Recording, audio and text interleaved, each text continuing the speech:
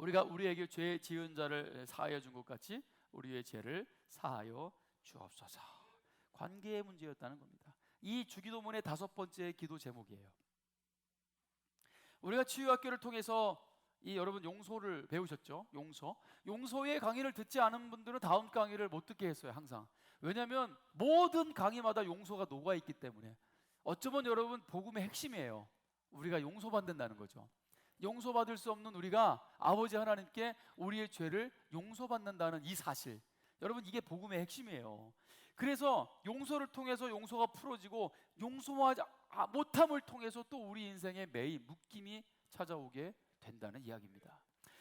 자, 여러분, 용서는 결국은 사랑함에 있어서 가장 중요한 핵심이에요. 우리가 누군가를 사랑할 때 용서도 못하면서 누군가를 사랑한다고 말하면 안 되겠죠. 누가복음 10장 27절에 대답하여 이르되 네 마음을 다하며 목숨을 다하며 힘을 다하며 뜻을 다하여 주 너의 하나님을 사랑하고 또한 내 이웃을 네 자신과 같이 사랑하라 하였나이다 말씀하고 있습니다. 자, 여러분, 여기서 우리가 이웃을 사랑할 수 있는 힘은 뭐냐면 하나님을 사랑하는 거고요, 또 이웃을 우리가 사랑해야 되는 건 그게 하나님의 뜻이기 때문에 그런 거예요. 우리가 목숨 다해 생명 다해 사랑하는 하나님 아버지가 사랑하는 자들이기 때문에, 또 그들을 사랑하는 게 하나님 아버지의 뜻이기 때문에, 그리고 우리가 이웃을 사랑하는 것은 내 사랑이 아니라 하나님의 사랑으로 사랑할 수 있기 때문에 하나님을 사랑하고 이웃을 사랑하는 겁니다. 자, 근데 여러분, 이스라엘 백성들의 여러분 이 잘못된 고정관념이에요. 여러분, 지난주에 그 선한 사마리아의 비유에 대해서 말씀을 들으셨을 겁니다. 자, 예수님은 선한 사마리아의 비유를 통해서 말씀하시는 핵심이 뭡니까? 하나님의 뜻과 전혀 상관없는 왜곡된 율법에 매여 있고 빠져 있는 그들이 분명히 여러분 이웃에게 사랑을 실천하고 그들을 도와주어야 함에도 불구하고, 여러분 그들의 이웃이 되어주어야 함에도 불구하고 이 율법이라는 여러분 이 개념에 갇혀 있어서 그들은 전혀 진정한 하나님의 뜻에 순종하지 못했다는 겁니다. 잘못되고 왜곡된 그 율법으로 말미암아. 누가 너희의 이웃이냐? 그럼 사마리아인이 그들의 상처를 싸매주고 고쳐주면은 과연 너희는 그들에게 손을 내밀 수 있냐? 그들을 이웃으로 받아줄 수 있냐? 여러분, 절대로 그렇게 할 수 없다는 거죠. 결국은 여러분, 우리의 이웃으로 찾아오신 예수님, 우리의 상처를 싸매주시고 우리에게 여러분 용서를 선언하시고, 우리를 감싸 주셨음에도 불구하고 그들은 예수님을 이웃으로 받아들이지 못했죠. 그죠? 결국은 예수님을 십자가에 못 박아 죽게 한 것입니다. 그게 여러분 여러분 이 율법이라는 개념 속에 갇혀 있는 그들의 모습을 예수님의 이 비유를 통해서 보여주고 계신 것입니다. 인도에 여러분 이 카스트 제도가 있죠. 신도에도 그렇습니다. 이 네팔에도 그렇습니다. 신도교가 80% 90% 이상입니다. 인도의 모든 이 종교, 모든 이 문화, 심지어 여러분 이 경제 지원을 받고 있고요, 정치적으로도 간섭을 받고 있습니다. 근데 문제는 여러분 네팔 사람들은 그거를 다 순응한다는 거죠. 그냥 인도는 대국이고 자기들은 소국이고 그냥 소국으로 살아도 그냥 지원을 받으면서 사는 거예요. 어떤 나라의 경제 개발을 하겠다라는 그런 마음도 없고 그런 계획조차 없다는 이야기를 들었을 때 제가 충격을 받았습니다. 그냥 다 운명론으로 받아들이는 겁니다. 이게 여러분 이 카스트 제도의 문제예요. 또 불교의 문제이기도 하고 불교 사상의 문제가 그렇기도 하고요. 다 그냥 운명적으로 받아들이는 겁니다. 어쩌면 그렇기 때문에 굉장히 순하게 보이고 굉장히 착하게 보일 수도 있어요. 뭔가를 막 도전해서 바꾸고자 하는 마음이 없는 겁니다. 근데 한국 사람들이 오면 굉장히 좋아합니다. 이 코리안 드림을 꿈꾸고 있기 때문에. 우리 옛날에 여러분 막 미국에 대한 어떤 꿈을 꾸고 우리나라도 가난했을 때 해외 가서 이제 돈을 벌면 더 번다는 생각을 한 것처럼 이 사람들이 그렇습니다. 한국에 오면은 10배 이상의 수익을 얻을 수 있기 때문에, 10배가 뭡니까? 15배, 20배 이상의 수익을 올릴 수 있기 때문에 어떻게든 한국에 와서 일을 하고자 하는 그런 계획을 갖고 있죠. 실제로 이 사람들이 가장 돈을 많이 벌어들이는 게 노동자, 해외로 노동자를 보내가지고 이제 그 돈으로 이제 약 1년에 7조 정도의 수익을 올리고 있다고 합니다. 거의 그게 전부라는 거죠. 네팔의 수익의 전부예요, 그게. 여러분, 이 신도 사상이라는 게 그렇습니다. 가둬두는 거죠.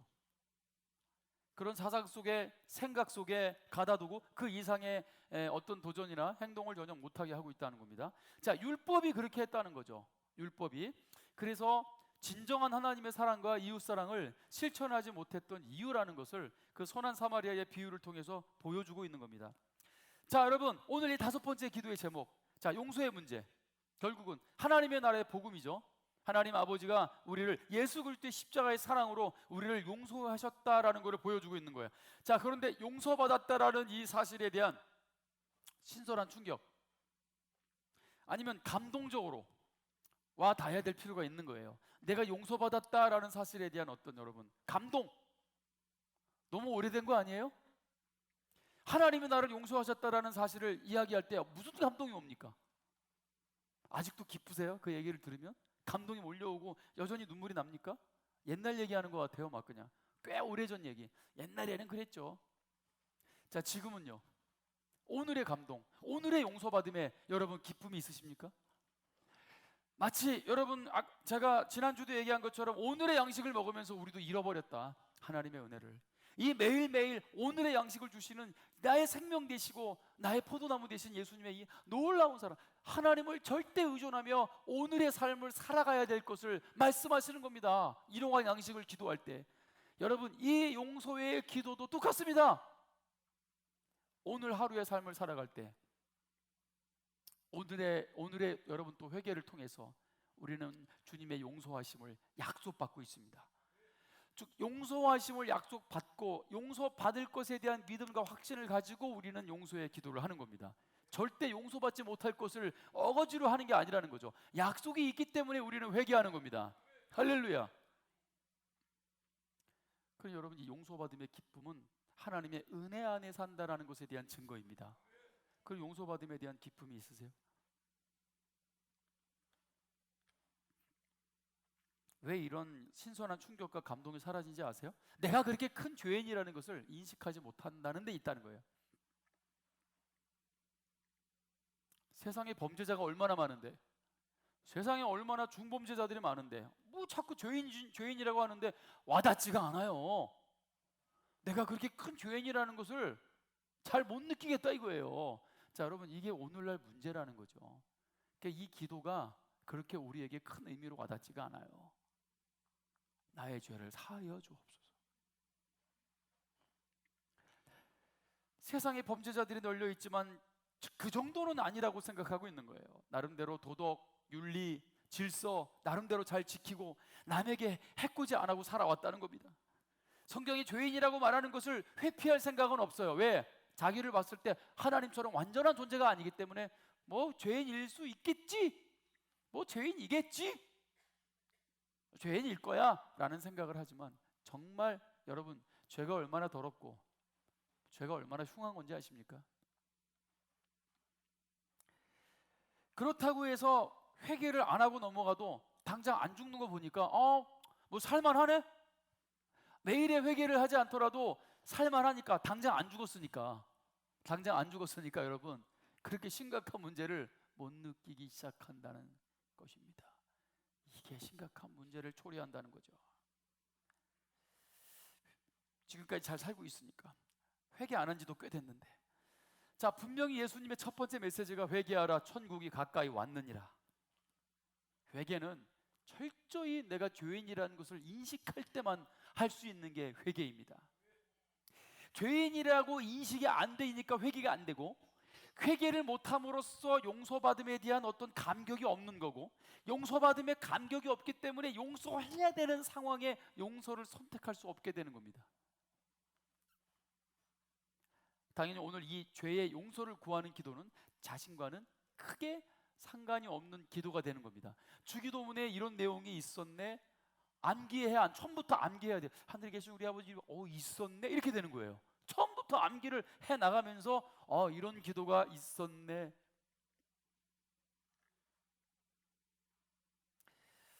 하지만 여러분, 제가 말씀드렸지만 지난주도 이 주기도문의 기도는요, 마치 3대 영양소, 5대 영양소처럼 절대로 빠져서는 안 되는 겁니다. 우리가 반드시 해야 되는 기도이기 때문에 예수님이 이렇게 기도하라라고 하신 겁니다. 아니면 예수님께서 야, 내가 이제 십자가 위에서 다 용서할 거야, 그러니까 너희는 더 이상 회개할 필요가 없어. 어떤 이단 교회가 그렇게 가르치고 있죠. 구원파입니다, 여러분. 그런데 여러분, 예수님께서는 분명히 오늘 우리가 회개해야 될 기도, 용서를 구하는 기도, 주기도문에 분명히 5번째 기도 제목으로 우리에게 가르쳐주고 계시다는 사실. 만약 이 기도를 안 해도 된다면 예수님께서는 내가 십자가에 달려서 이제 완벽하게 너희의 죄를 다 용서하고 선언할 거야. 그럼 너희는 더 이상 이 회개 기도를 안 해도 된다. 이 기도는 빼라 라고 하셨을 수도 있었겠죠. 그러니까 여러분, 이 기도는 그대로 존재합니다. 매일의 용서의 기도. 반드시 용서의 기도를 해야 반드시 용서를 받는다는 의미는 아니겠지만 여기에는 그거보다 조금 더 깊은 의미가 있습니다. 여러분, 말씀을 잘 들으십시오. 잘 집중하십시오. 잘 따라오시기를 주님의 이름으로 축원합니다.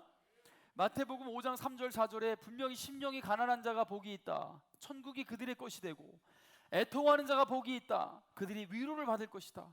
왜 심령이 가난합니까? 왜 가난함을 느낍니까? 왜 애통합니까? 어떤 문제죠? 여러분, 죄와 관련이 있다는 겁니다. 죄. 바로 죄 때문인 거예요. 회개는 안 해도 되는 것이 절대 아닙니다. 여러분, 회개는 반드시 해야 되는 겁니다. 반드시. 그래서 매일의 죄사함의 기도를 통하여 여러분, 우리는 영적인 건강함을 누리고 영적인 복을 누리고 균형 잡힌 은혜의 삶을 살아갈 수 있는 것입니다. 예수님이 회개하라 라고 했다면 회개가 필요하기 때문에 하라는 겁니다. 안 해도 되고 해도 되고가 아니에요. 절대로 해야 되는 겁니다. 자, 사도 바울도 여러분 불신자들에 대해서 이렇게 언급하고 있습니다. 로마서 2장 5절에서 6절을 한번 읽겠습니다. 다 같이 로마서 2장 5절에서 6절 시작. 다만 내 고집과 회개하지 아니한 마음을 따라 진노의 날 곧 하나님의 의로우신 심판이 나타나는 그날에 이 말 진노를 내게 쌓는도다 그랬어요. 자, 여기서 네 고집과 똥고집이에요. 똥고집. 어떤 똥고집? 끝까지 회개하지 않는 고집. 끝까지 회개하지 않는 고집. 끝까지 변화되려고 하지 않는 고집. 이거는 불신자들 가운데 나타나는 거예요. 성도들 가운데서 나타나는 일이 아니에요. 불신자요. 불신자. 교회를 왔다라는 거는 내가 성도라는 걸 다 말해주는 게 아닙니다. 교회는 불신자도 다닐 수 있어요, 여러분. 자, 그래서 여러분, 이 불신자를 무엇으로 정의하냐, 무엇으로 구분하냐? 똥고집, 회개하지 않는 마음을 따라 산다는 겁니다. 그래서 회개하지 않는 마음은 잘 보세요. 진노의 날, 곧 하나님의 의로우신 심판이 나타나는 그날, 즉 예수님이 이 땅에 오시는 날, 이 말 진노, 심판, 자, 그것을 스스로에게 쌓는도다라고 말씀하고 계시는 거예요. 자, 우리가 회개하지 않는, 용서의 기도를 하지 않는 그 모든 날은 결국은 심판받을 그날에 진노를 쌓아놓고 있는 날이 되는 겁니다. 오늘도 회개하지 않고 지나가, 오늘도 회개하지 않고 지나가, 오늘도 회개하지 않고 지나가. 뭐예요? 계속 진노가 쌓이고 있는 겁니다. 끔찍하지 않습니까, 여러분? 쌓이고 있다니까요. 정말 기도의 사람들을 만날 때 또 저의 기도도요, 이 특징들이 있습니다. 이 기도의 특징이 뭐냐면 사실은 대부분이 회개 기도입니다. 뭐 달라, 뭐 필요하다, 뭐 달라. 굉장히 짧습니다. 그냥. 그런 기도를 완전하게 안 하는 건 아니지만 우리가 우리의 필요를 구할 수도 있어서 하지만 대부분의 기도는 여러분 아버지 하나님과의 관계를 위한 기도입니다. 이 관계에 대한 기도가 바로 결국은 회개의 기도라는 거예요. 죄사함을 위한 기도. 요나단 에드워즈 목사님의 로마서 5장 설교에 우리가 하나님 앞에 죄인됨이 드러날 수밖에 없는 하나님의 본성, 하나님의 속성에 대해서 몇 가지로 정리하고 있습니다. 나의 죄가, 우리의 죄가 나타날 수밖에 없게 하는 하나님의 속성 말입니다. 첫 번째가 하나님의 거룩하심이에요. 하나님의 거룩하심은 우리의 비거룩을 드러냅니다. 제가 말씀드렸어요. 눈이 하얄수록 막 밝기 싫은 거 있잖아요. 때를 묻히고 싶지 않은 거. 왜냐면 살짝만 때가 묻어도 티가 확 납니다. 그래서 흰옷을 잘 못 입어요. 저는요. 꼭 이렇게 밝은 하얀 바지를 입으면요, 꼭 뭐가 묻어요. 도대체가 왜 묻죠? 꼭 뭐가 묻습니다. 그러면 이 까만 옷이 좋은 게 뭐냐면요, 한 달을 입어도 티가 안 나요. 그래서 지금 까만 옷 입은 분들은 언제 세탁했는지 우리 아무도 몰라. 까마니까 뭐 묻어도 티가 안 납니다. 예? 근데 하얀 거는 그냥 티가 팍 납니다. 자, 하나님의 거룩하심이 그렇다는 거예요. 얼마나 더러운지, 하나님의 거룩함 앞에 섰을 때 내가 얼마나 더러운 죄인인지를 드러내어 주신다는 겁니다. 하나님의 그 완벽한 거룩과 얼마나 간격이 큰지를 보여주십니다. 우리가 하나님의 원수 되었다라는 것은 이 거룩하심에 의해서 드러날 수밖에 없는 겁니다. 내가 왜 하나님의 원수가 되었는지를 보여줄 수밖에 없는 하나님의 속성이 바로 하나님의 거룩하심이에요. 누가 피해갈 수 있겠습니까? 두 번째, 여러분, 하나님의 전지하심. 모든 것을 보시고 모든 것을 아십니다. 뭘 숨길 수 있어요? 그 앞에 섰을 때 얼마나 비참합니까? 여러분, 우리가 입으로 여러분 내뱉었던 무익한 말들, 무익한 저주의 표현들, 감사치 못한 이 죄들을 비롯해서 더럽고 교만한 상상까지, 정말이지 하나님 앞에 서면은 여러분 우리는 비참해질 수밖에 없습니다. 이 하나님의 전지하심은 내가 얼마나 더러운 죄인인지를 드러내어 주신다는 겁니다. 어찌 용서를 구하지 않을 수가 있겠습니까?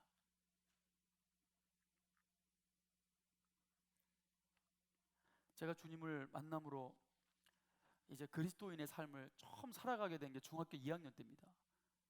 제가 그때 이야기를 많이 해서 아시는 분도 계시겠지만, 이 중간에 교회를 나오시는 분들은 못 들은 얘기입니다.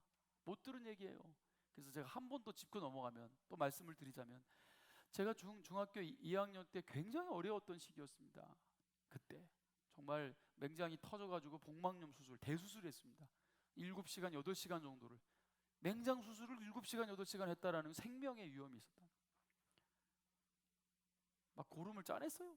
뱃속에서 수술을 다 마쳤음에도 불구하고. 그게 중2 때입니다. 그런 어려움을 겪었음에도 불구하고 그냥 납부금을 못 낸다는 이유 때문에 복도에서 막 벌받고 막 짜증난, 그게 여러분 선생님이 할 소리가 아니잖아요. 돈이 없어가지고 납부금을 못 내는 자기 제자한테 니 때문에 오늘 아침에 내가 교감한테 또 잔소리 들었어? 이름도 박희정이야. 박희정. 아우 박희. 아우 맞아, 바퀴벌레가 생각나. 이런 얘기를 중2 때 선생님한테 들었다니까요. 선생님 너무 싫었어요. 너무 싫더라고요. 저는 늘 사랑받았던 아이거든요. 생긴 게 이래가지고 늘 사랑받았어요. 6학년 때도 얼마나 사랑받았는지. 귀엽다고. 그 귀여움은 그만하겠습니다. 네. 근데 중2 때 여러분 막 그런 대우를 받으니까 너무 화가 난 거예요. 그래서 제가 이제 또 선생님이 또 청소를 시켰어요. 납부금 너 못 냈지? 너 때문에 나도 혼났으니까 너 오늘 청소하고 가. 청소도 아닌데, 내 담당도 아닌데 또 청소하는 거예요. 너무 화가 나가지고 이제 칠판을 이렇게 물로 닦다가 뭔가 티끌이 있어가지고 막 비벼봤어요. 이렇게 칠판을 닦으려고. 근데 여러분 이 초록색이 없어지고 이 녹색이 없어지고 약간 핑크빛이 나오는 거야, 칠판에서. 신기한 거야. 야, 신기하네. 야, 이걸로 글씨도 쓸 수 있겠네. 그래가지고 제가 칠판에다가 물귀신 이렇게 썼어요. 물귀신. 왜냐면 중2 때 선생님 별명이 물귀신이에요. 대빵만하게 물귀신 쓴 겁니다. 그냥 룰루랄라 재밌잖아요. 막 제 친구랑 같이 이제 그걸 봤어요. 제 짝꿍이, 제가 구자경이라는 친구인데 뒤에서 보더니 막 웃더라고요. 지도 물귀신 그러면서 우리 웃고. 자, 그리고 칠판이 말랐는데 이제 그게 문제입니다. 근데 그거를 그 다음날 아침에 제가 알았다는 사실. 그렇게 물로만 써놓고 청소 끝내고 간 겁니다. 아침에 제가 지각을 했는데 와보니까 난리가 난 겁니다. 애들 사이에. 칠판을 봤더니 핑크빛 물귀신이 칠판 전체에 물귀신이라고 써 있는 겁니다. 절대 지울 수가 없죠. 색깔이 빠진 거니까. 그래가지고 난리가 난 겁니다. 그때 막 학생과장 선생님이 와가지고 여러분 당구다이 있잖아요. 당구 그거 채, 그거 반 자른 그거 들고 다녔거든요. 진짜 그걸로 때렸어요, 옛날에는. 그걸 들고 와가지고 이거 이렇게 한 이 XX 나와라. 학교 다닐 생각하지 말라고. 왜냐면 담임 선생님이 들어왔다가요, 막 애들 앞에 얘기하다 애들이 막 킥킥대는 거를 느끼고 뒤를 딱 봤는데 자기 별명이 딱 써 있는 거야. 물귀신. 그래가지고 이 선생님이 얼굴을 바로 가리고 뛰쳐나간 겁니다. 나 교사 못하겠다고. 너무 수치스럽고 부끄럽고. 그러고 나서 학생과 선생님이 들어왔을 때 제가 지각해서 온 거예요. 야, 난리 났구나. 그래 선생님이 그래요. 이거 이렇게 한 놈 나와라. 이놈 나와라. 그리고 학교 다닐 생각하지 마라. 시간을 주겠다. 10분 내가 있다가 다시 들어오겠다. 그때 범인이 나오면은 너희들 다 이제 없었던 걸로 하는 거고요. 왜냐면 걔만 이제 이렇게 하면 되니까. 근데 10분이 지났는데도 안 나오면 너희들 책상 위에 다 무릎 꿇고 올라가라. 허벅지를 때리는 거야. 여기 1인당 100대씩 맞나 100대씩. 그러고 나간 겁니다. 난리가 났어요. 나는 나 이제 학교 끝났다. 학교 다 다녔다. 어떻게라도 해야 되잖아요. 어떻게라도. 그래가지고 다시 걸레를 갖고 와가지고 어떻게든 지워보려고 물자부터 지우기 시작했어요. 물자부터. 근데 이게 지워집니까? 오히려 짝대기가 하나 더 거졌어. 이렇게. 그래가지고 물귀신이 불귀신이 된 거. 불귀신. 근데 그 상황에 이렇게 웃어 애들도. 야 불귀신 됐다 이러면서. 그래가지고 책상에 애들이 다 올라갔어. 야 범인 안 나오니까 우리 100대씩 맞는다. 이제 끝장났다 우리. 그리고 책상에 올라가지고 이렇게 무릎 꿇고 있었습니다. 맞을 생각하고. 자 선생님 들어왔어요. 자 아직도 범인 안 나왔네? 범인 안 나왔네? 자 100대씩 맞는다!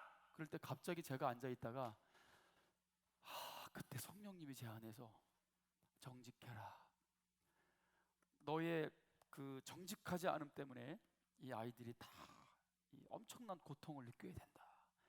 그래 이 중2짜리가 정직해야 된다라는 이 감동에 순종을 해야 되겠다. 왜냐하면 그때 제가 신앙생활을 이제 성령 받고 하고 있었기 때문에. 주님 정직하겠습니다. 제가 학교 대학당해도 잘려도 정학당해도 그냥 제가 나가서 정직하게 고백하겠습니다. 그리고 제가 책상에서 이렇게 내려왔어요. 이렇게 신발 신고 있는데 선생님이 전혀 예상치도 않은 애가 이제 내려오고 있으니까. 왜냐면 얌전했던 애가. 그러고 내려오니까 선생님이 너 왜 나와? 이렇게 물어요. 선생님 제가 그랬습니다. 그랬어요. 제가 그랬습니다. 그랬어요. 그랬더니 선생님이 의아하게 생각하는 겁니다. 근데 갑자기 그때 어저께 같이 청소하고 끝까지 웃으면서 갔던 구자경이라는 친구가 있어요. 이 구자경이라는 친구가 갑자기 뒤에서 손을 드는 거예요. 얘가. 네 선생님 저놈이 그랬어요. 맞아요. 이렇게 얘기할 줄 알았거든요. 왜냐면 봤거든요 걔가. 근데 갑자기 그 친구가 선생님 왜? 쟤는요 지가 저거 지우려다가 불귀신이 된 거예요. 이러는 거예요 갑자기 이 친구가. 얘 또 왜 이래? 어저께 봤는데 지 100대 맞으려고 저러나? 저는 지금도 이해가 안 됩니다. 걔가 왜 그랬는지. 제가 지금도 구자경이라는 친구를 찾습니다. 여러분 혹시 제발 좀 알려주세요. 난 묻고 싶어. 너 그때 왜 그랬냐? 너 봤잖아 어저께.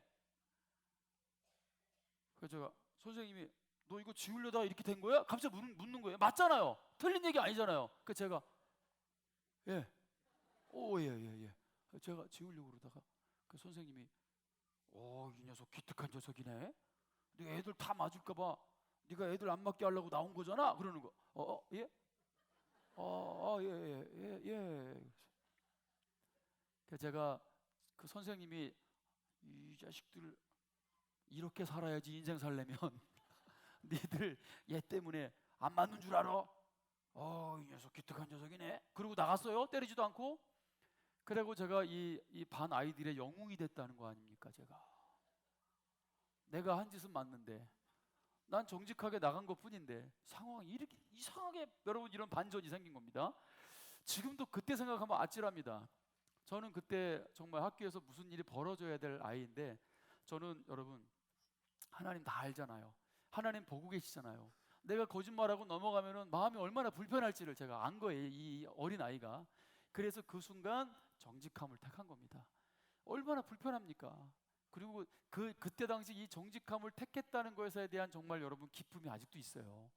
오히려 정직함으로 인해서 하나님이 제 인생에 더 큰 축복을 주셨다라는 걸 제가 경험했기 때문에 그때부터 제 인생에 철칙이 된 겁니다. 정직 그리고 겸손.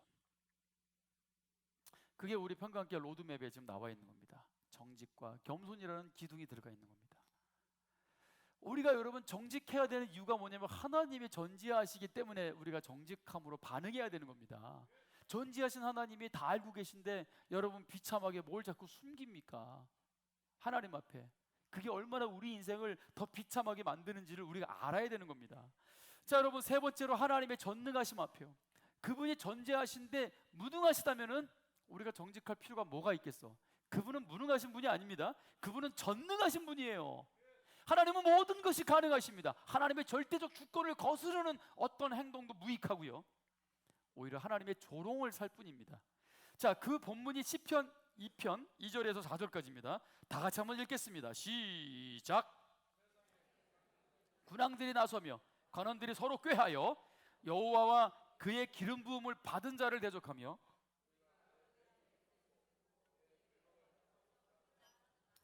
하늘에 계신 이가 웃으시며 주께서 그들을 비웃으시리로다. 이 땅에서 하나님의 능력을 무시하거나 대적할 수 있는 것은 아무것도 없습니다. 그 어떤 것도 하나님을 대적할 수 있는 존재는 없습니다. 죄인은 여전히 무시하여 회개 못하고 그런 전능하신 하나님을 무시한다니까요. 회개하지 않는 겁니다. 그러면 회개하지 않는 것은 전능하신 하나님을 무시하는 태도와 동일한 겁니다. 회개하라고 하시는 하나님 앞에 회개하지 않는 것은 전능하신 하나님을 대적하고 무시하는 태도와 동일한 겁니다. 네 번째, 하나님은 불변하시다는 거예요. 변하지 않다. 언제나 변하지 않으시기에 약속을 어기시지도 않고요. 그분은 덜 전능해지시거나 덜 전지해지시도 않아요. 자, 그런데 여러분 히브리서 8장 12절에 보니까 내가 그들의 불의를 긍휼히 여기고 그들의 죄를 다시 기억하지 아니하리라 하셨느니라. 여러분, 전지하시고 불변하신 하나님이 기억하지 않겠다? 이게 뭐예요? 하나님이 어떻게 기억 안 할 수 있죠? 그분은 전지하신데, 그분은 전능하신데 어떻게 기억을 안 할 수 있죠? 그분은 불변하십니다. 어떻게 기억을 안 할 수 있죠? 이게 무슨 의미일까요? 이게 정말로 잊겠다는 의미일까요? 정말로 하나님이 잊어지십니까? 여러분 어떻게 생각하십니까? 이 의미는 그런 뜻이 아니라 바로 우리의 죄가 우리에게 더 이상 불리한 것, 불리하게 작용되지 않도록 하겠다는 하나님의 약속이에요. 그건 결국 용서하시겠다는 거예요. 이해가 되십니까? 잊으시겠다라는 것은 용서하시겠다라는 의미예요. 자, 이게 용서의 의미입니다. 마지막으로 하나님의 불변하심은 또한 우리의 어떤 죄를 드러내냐면 어떻게든 구렁이 담 넘어가듯 대충 하고 또 거짓된 행동을 하고 기회나 틈을 노리며 자신이 순종하기 싫거나 어려운 일이 있을 때 어떻게든 핑계를 대려고 하는 행동들. 불변하신 하나님 앞에서 하나님 안 변합니다. 하나님 변함이 없어요. 근데 자꾸 핑계를 댄다는 게 뭐예요? 어떻게 어떤 그런 상황들이 모면되거나 하나님이 어떻게 좀 달라질 수 있지 않겠나? 라는 그런 기대를 하는 거죠. 여러분, 하나님이 달라지십니까? 불변하신데요? 하나님은 변함이 없습니다. 그게 하나님의 뜻이 아니라면요 어떻게든 구렁이 담 넘어가려고 하지 말고요. 불변하신 하나님 앞에서 우리가 할 수 있는 유일한 행동, 유일한 선택이 뭔지 아십니까? 회개하는 겁니다. 회개. 그 회개는 결국 뭘 얘기합니까? 굴복하는 거, 항복하는 것을 말하는 겁니다. 항복하는 거예요. 이게 서렌더예요. 서렌더. 하나님 앞에 항복합니다. 하나님의 모든 것이 옳습니다. 하나님은 불변하십니다. 변하지 않는 하나님 앞에 내가 뭐하러 고집을 피웁니까? 똥고집을. 하나님과의 싸움을 여러분 맞추기 위한 유일한 방법은 항복하는 겁니다. 야곱도 하나님하고 씨름해서 싸워서 이겼는데요. 하나님하고 씨름하고 싸우면 이길 수도 있는 거잖아요. 여러분, 그 의미도 하나님과 싸워서 씨름해서 이겼다라는 의미가 여러분 어떤 의미입니까? 우리가 여러분 결국은 하나님의 용서를 얻어낼 수 있는 유일한 방법을 알려주고 있는 겁니다. 여러분, 씨름해서 이겼다? 그 결과가 뭡니까? 환도뼈를 치신 거예요. 평생 다리를 저는 사람이 됐습니다. 이게 이긴 겁니까? 여러분, 하나님을 이길 수 있는, 즉 싸움을 마칠 수 있는 유일한 방법은 항복하는 겁니다. 즉 환도뼈를 치심으로 여러분 그 싸움은 항복한 싸움이 된 거예요. 야곱이 항복했다니까 하나님 앞에. 그래서 그의 이름을 여러분 이제 이스라엘로. 야곱이 아니, 이제 야곱이라 하지 마라. 이젠 사기꾼이 아니다. 이제는 이스라엘이다. 하나님의 백성이 되고 그 백성의 조상이 되는 겁니다. 하나님이 여러분 그의 삶을 놀랍게 바꿔주신 것, 그거는 항복함으로 인해서. 하나님 항복합니다. 할렐루야. 하나님 항복합니다. 그러므로 그 거룩한 싸움이 끝나는 겁니다. 이 싸움을, 하나님과의 싸움을 끝낼 수 있는, 죄인으로서 하나님과의 싸움을 끝낼 수 있는 유일한 방법은 항복이에요. 항복. 항복 못합니다. 아무나 하는 게 아닙니다. 여러분, 끝끝내 항복 안 합니다. 오늘도 또 피해갈 길을 찾아낼걸요. 이 메시지와 나는 상관없는 존재로 또 피해갈 길을 찾아낼걸요. 구렁이 담 넘어가듯이 항복하십시오 여러분. 그래야 싸움이 끝납니다. 우리의 죄를 사하여 주옵소서. 나의 죄를 용서하여 주옵소서. 이 기도는 바로 항복하는 겁니다.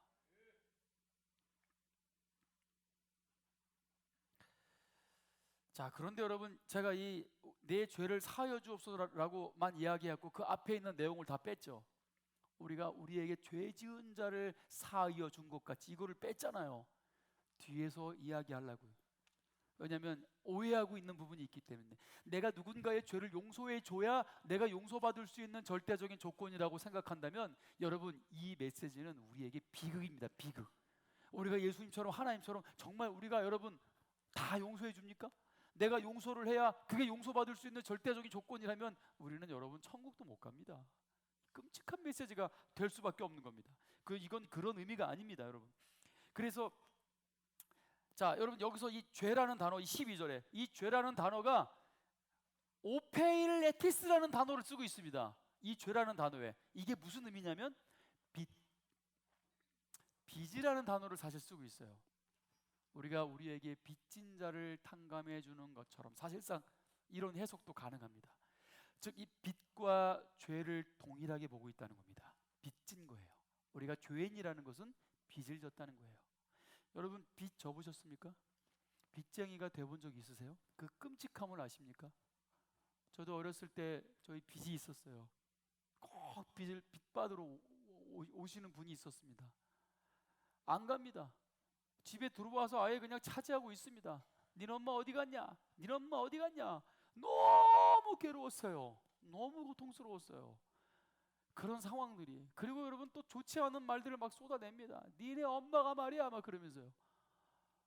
너무 마음이 아팠어요. 우리는 빚쟁이구나. 우리는 빚쟁이구나. 갚을 수 없기에 뭐 이렇게 저렇게 말할 수도 없고 참 마음이 아파서 불편했습니다. 빚을 졌다는 사실. 여러분 죄인이라는 게 바로 그겁니다. 빚진 자의 마음이에요. 그런 마음으로 사십니까? 빚진 자의 마음이요? 우리가 얼마를 빚졌습니까? 예수님께서 비유해서 10,000달란트 빚진 자, 마태복음 18장에 10,000달란트가 얼마라고 말씀드렸죠? 예수님께서 10,000달란트 빚진 자를 탕감해 주었다라는 여러분 이 말씀을 이야기를 하고 계십니다. 이 10,000달란트가 약 6조에서 7조 또는 8조, 약 6조에서 8조 정도, 뭐 정확하진 않더라도 대략 그렇다는 겁니다. 여러분 1조가 얼마나 큰 돈인지 아세요? 1년에 1억씩 벌어가지고 한 푼도 안 쓰고 10,000년 동안 은행에다가 넣어야 돼. 벌어지는 돈이 1조입니다. 몇 년이요? 10,000년. 그럼 8조는 몇 년이에요? 몇 년? 1년에 1억씩 벌어가지고 몇 년을 벌어야 돼요? 8만 년. 8만 년. 어마어마한 돈입니다. 어마어마한. 이 빚진 자로 예수님이 표현하십니다. 여러분 우리의 죄가 그렇다는 거예요. 우리의 죄가. 그런데 그 10,000달란트를 누가 탕감받았냐? 우리가, 하나님의 자녀들이 예수님의 피값으로, 할렐루야, 예수님의 생명값으로 우리가 탕감받았다는 겁니다. 자, 그런데 그 탕감받은 사람이 자기에게 100데나리온 빚진 사람이 하나 있는데 그가 돈을 안 갚아요. 그래가지고 목을 붙잡고 빚을 갚으라고 큰 소리 칩니다. 좀 참아주세요, 좀 기다려주세요, 갚을게요 라고 얘기했더니 허락하지 않습니다. 그리고 빚을 갚을 때까지 옥에다가 가다버렸다. 그게 여러분 마태복음 18장의 이야기입니다. 자, 여러분, 바로 이런 문제입니다. 우리가 누군가를 용서해야 되는 이유가 뭐냐면 내가 먼저 어마어마한 빚을 탕감받았기 때문에. 그런데 똑같이 여러분, 백데나리온 빚진 자, 나에게 좀 실수할 수도 있고, 예?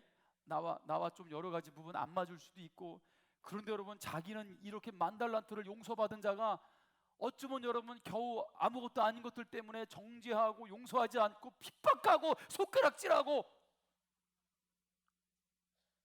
어떻게 주님 앞에 여러분 용서를 구할 수가 있겠습니까?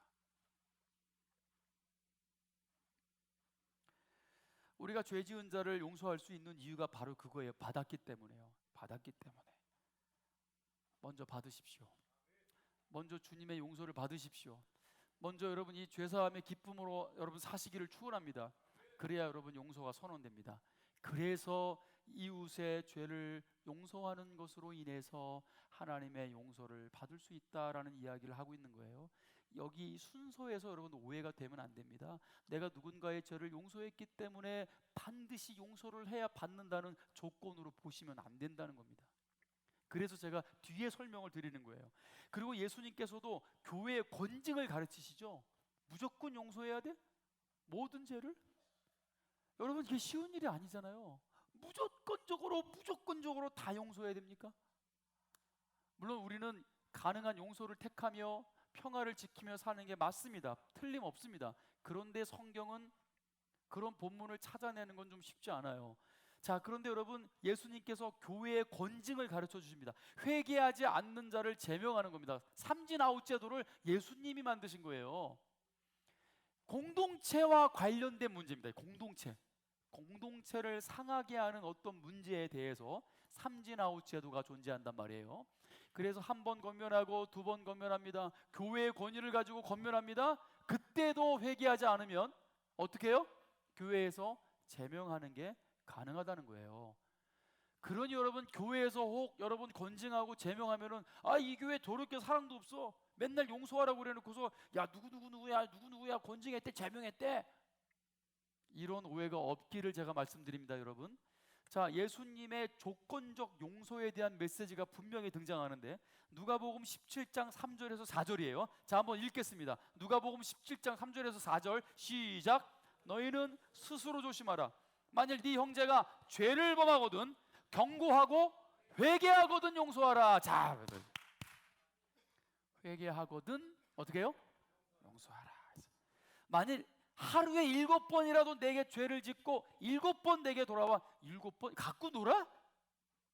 갖고 놀아라고 느낀다 할지라도 내가 미안합니다, 용서해 주세요, 회개합니다 라고 한다면 너는 용서하라. 할렐루야. 회개하는 마음을 가진 자 앞에서는 절대로 정죄하면 안 됩니다. 용서를 선택할 수 있어야 되는 겁니다. 이해가 되십니까? 그런데 여기에 혼란이 오는 이유가 뭐예요? 교회를 이용하려고 하는 사람들이 있다는 사실이에요. 교회니까 용서해 줄 거야, 교회니까 받아줄 거야 하고 교회를 상대로 사기를 치거나 거짓말로 회개한 척하면서 이야기하면서 또 뒤로 가서는 자기의 유익을 구하고 이런 간사한 행동을 하는, 여러분, 하나님이 용서하시겠어요? 거짓된 용서를 가지고 용서를 끌어내고 뒤에 가서 간사한 행동을 하고 하나님이 용서하시겠어요? 전지하시고 전능하신 하나님 앞에 여러분, 하나님을 두려워해야 됩니다. 여러분, 베드로후서 2장 4절 보시면은 하나님이 범죄한 천사들을 용서하지 아니하시고, 뭐 하나님이 다 용서하니까 하나님이 용서하지 않는다는 단어가 좀 여러분 어색하게 들릴 정도예요. 하나님이 용서하지 않는다니, 범죄한 천사들을 용서하지 않는다고요? 왜요? 범죄한 천사들을 왜 용서하지 않습니까? 범죄한 천사들은 귀신들을 말하는 거예요. 왜 용서하지 않습니까? 회개를 못하니까요. 귀신들은 회개를 못하는 존재입니다. 여러분, 즉 회개하지 않는 마음은 어디서 오는 거예요? 귀신들에게 오는 겁니다. 타락한 천사들은 귀신들을 말하는 겁니다. 그리고 여러분, 회개하지 않는 마음은 결국 귀신으로부터 오는 겁니다. 충격적이죠. 사실입니다, 여러분. 성경적 근거에서 말씀드리는 거예요. 회개하지 않는 마음. 그럼 회개하는 마음은 어디서 옵니까? 우리 주님이 주시는 마음이에요. 성령님께 순종할 때 주시는 마음이에요. 할렐루야. 누구에게 순종하시겠습니까? 오늘 주님이 말씀하십니다. 회개하라, 회개하라, 회개하라. 죄사함을 위해서 기도하라. 그리하면 너희가 용서를 받을 것이다. 하나님의 약속을 근거로 한 진정한 회개는 반드시 그날의 회개는 그날의 용서를 주실 것입니다. 아멘입니까, 여러분? 그래서 용서받음을 근거로 약속으로 드리는 기도가 바로 오늘의 죄사함의 기도입니다. 우리가 매일매일 회개하는 것은 매일매일 천국 가기 위해서 하는 게 아니고요. 이미 우리가 천국은 가겠지만 우리가 매일매일 하나님 앞에 죄사함의 기도를 하는 정확한 근거는 바로 하나님의 은혜 가운데 사는 삶을 말하는 겁니다. 매일의 양식을 먹고 주님이 진정한 우리의 양식임을 알고 사는 매일의 삶에 이제 여러분 우리는 매일매일 하나님의 은혜의 통치를 받고 삽니다. 하나님의 은혜의 통치는 뭡니까? 우리가 또 죄인임에도 불구하고 또다시 죄로 인해서 넘어졌음에도 불구하고 여러분 주님 앞에 겸손하게 정직하게 우리의 죄를 고백할 때 반드시 주님의 용서의 약속을 바라며 그 약속을 근거로 주님 앞에 회개의 기도를 드리는 겁니다. 주님은 반드시 용서하십니다. 그리고 그 은혜가 얼마나 큰지를 알게 될 것입니다. 여러분 이 하나님의 은혜의 삶을 매일매일의 삶 속에서 하나님의 은혜를 깨달으며 오늘 하루의 삶을 살아가야 된다는 것입니다. 이게 바로 이 주기도문의 5번째 기도의 의미라는 것입니다. 우리는 잊지 말아야 됩니다. 기억해야 합니다. 용서의 예수님의 은혜 없이는 한 걸음도 한순간도 살아갈 수 없는 존재라는 것을 기억해야 됩니다. 우리가 우리에게 죄 지은 자를 사하여 준 것 같이 우리의 죄를 사하여 주옵소서. 찬양하겠습니다. 다 같이 일어나셔서 주의 사랑을